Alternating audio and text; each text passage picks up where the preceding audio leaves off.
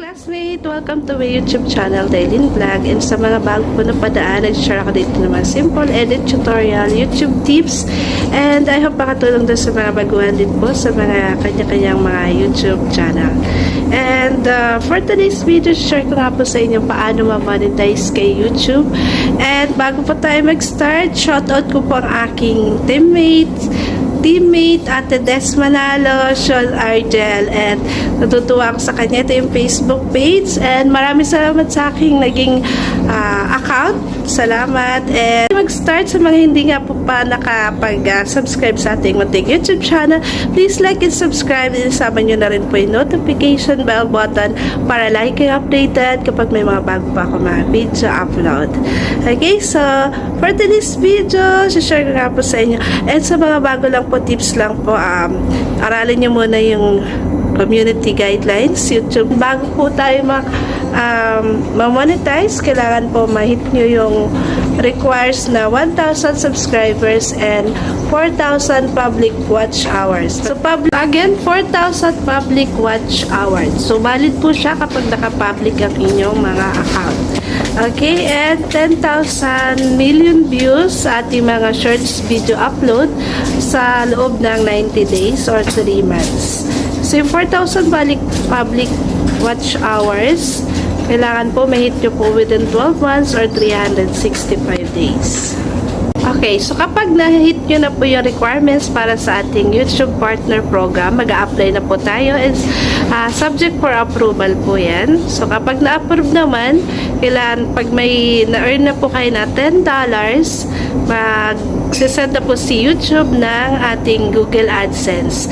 Kapag na-receive na po yung Google AdSense, yan po yung code na kailangan natin enter para po sa ating payment para sa sahod kay YouTube.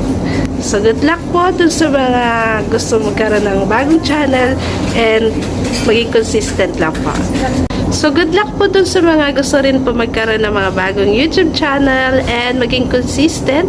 Upload lang po kayo kung ano yung gusto nyo pong available. Pero, as much as possible po, meron na kayong niche na napili. Excuse me. Ibig sabihin, kung gusto, mahilig kayo sa pagluluto, cooking vlog, or kung gusto nyo rin po na magturo or mag-tutorial, so, yun lang po. So, pero kung bago ka lang din at hindi pa po na monetize, mag-experiments po muna kayo. Upload lang po ng upload, and kung ano yung mataas na view dun sa mga ina-upload nyo, dun kayo mag-focus. So, maging consistent, di kagaya ko na busy nga po tayo sa trabaho, so hindi tayo nakapag-upload. But susubukan ko po na maging regular na makapag-upload every week for the long form video natin every Monday. And sa shorts video ko po, comment lang po kayo, mga upload lang po kayo ng upload as long as hindi naman po against sa community guidelines. So, maging consistent, and I hope ma-monetize po agad ang inyong bawat YouTube channel. So, any comments, suggestions, pa-shout out, comment lang po kayo sa comment section. And maraming salamat po sa pag-support sa ating munting YouTube channel. So, stay updated and see you on my next YouTube video.